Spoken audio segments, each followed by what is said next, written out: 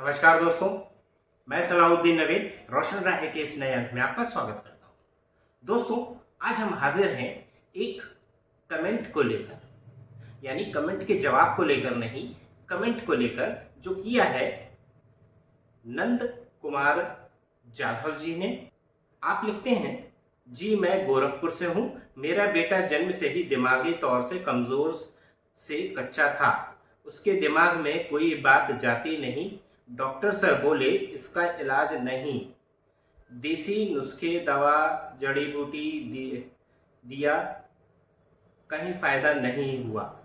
मैंने एसीकॉन सैरप और ब्रोनोकॉन सैरप ये दवा ऑनलाइन दिखा, अच्छा पढ़ा, उसके बारे में बच्चों को 5-6 महीने दिया।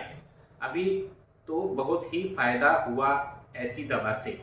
उसका दिमाग काम करता है ऐसी दवा से। तहे दिल से आभारी हूँ ये दवा का। दोस्तों, नंद कुमार जी के इस कमेंट से एक दो दर्शकों ने अपनी प्रतिक्रियाएं दी हैं जो कि सही थी।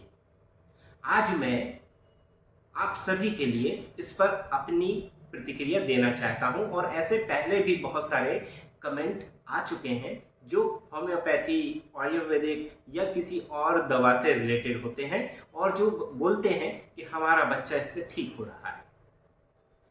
इनकी असलियत क्या होती है इसके बारे में आज हम बात करेंगे। नंद कुमार जाधव जी ने जिन 2 दवाइयों के नाम बोले हैं, अब दवाइयों कहना यहाँ पर ठीक नहीं है, जिन 2 प्रोडक्ट के नाम लिए हैं उनके बारे में हम बात करेंगे।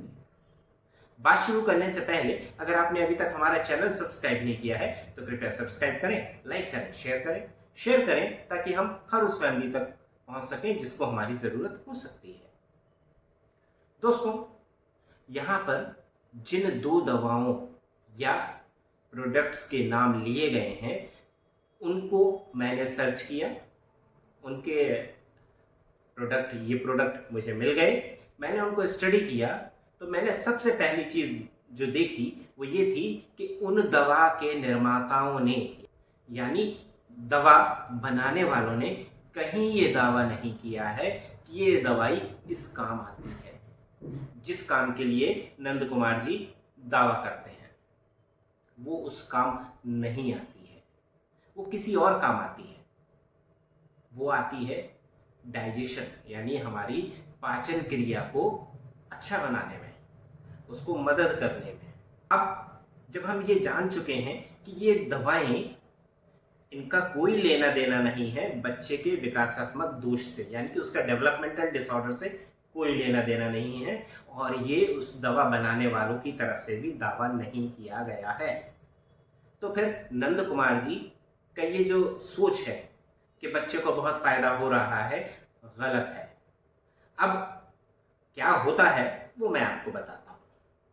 सामान्य तौर पर क्या होता है कि जब बच्चे को कोई डेवलपमेंटल डिसऑर्डर होता है तो वो खाना अच्छे से नहीं खाता है, प्रॉपर नहीं खाता है, जिसकी वजह से उसके जो डाइजेशन यानी कि पाचन प्रक्रिया है, खाना हजम करने का जो प्रोसेस है वो प्रॉपर नहीं होता है।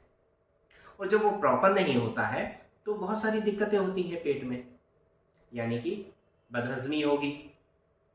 अब जब बदहजमी होती है, पेट में गैस बन रही है, एसिडिटी प्रोड्यूस हो रही है, तो वहाँ पर बच्चे को वो सारी समस्याएं होती हैं जो हम भी फील करते हैं। जब भी हमें एसिडिटी होगी या हमारा हाजमा गड़बड़ होगा, पेट में गैस बनेगी, तो हम अनईजी फील करते हैं, हमें अच्छा नहीं लगता, हमारा काम में मन नहीं लगता है, हम परेशान होते हैं। क्योंकि बच्चा छोटा है और वो ये सब समझता नहीं है, ना एक्सप्रेस कर पाता है, तो वहाँ पर वो किसी भी काम में मन नहीं लगाता है, वो चिड़चिड़ा होता है, वो बेचैन होता है।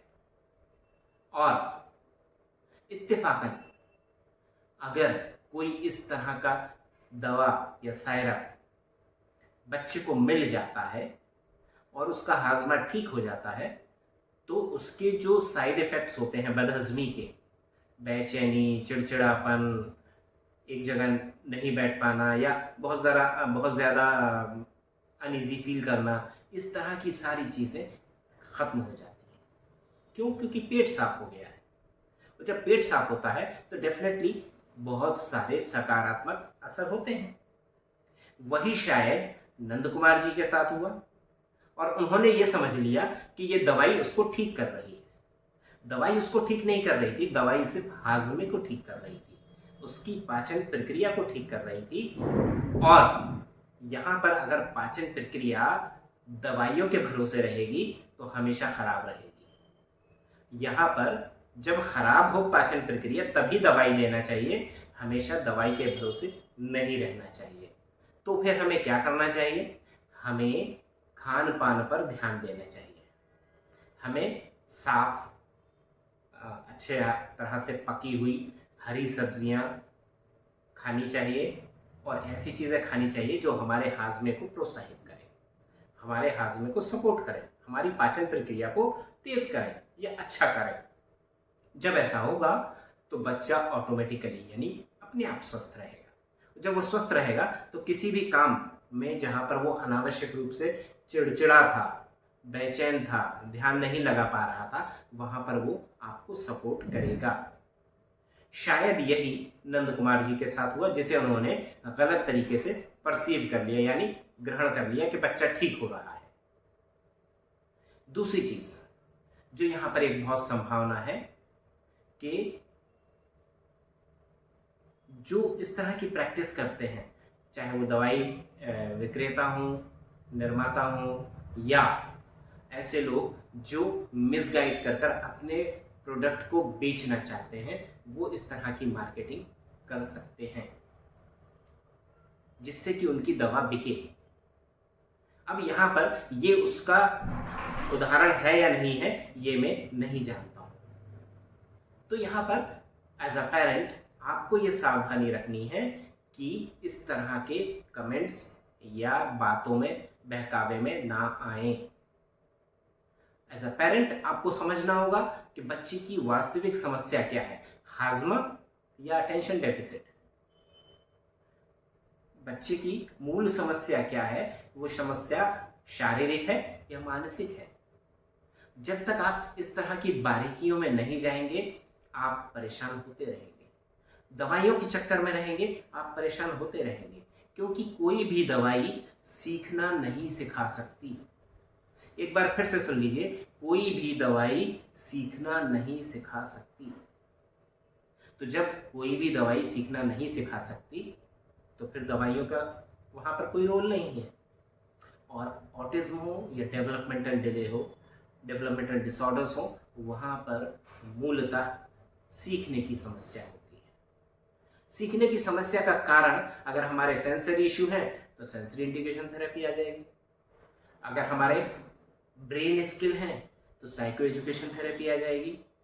साइको एजुकेशन थेरेपी में हम इस तरह से बच्चे के लर्निंग को ग्रो करते हैं, जिसके बेस पर लर्निंग होती है उन स्किल्स को ग्रो करते हैं। और इसी तरीके से हम बच्चे के साथ काम कर सकते हैं जिसमें देर से ही सही पर रिजल्ट मिलता है।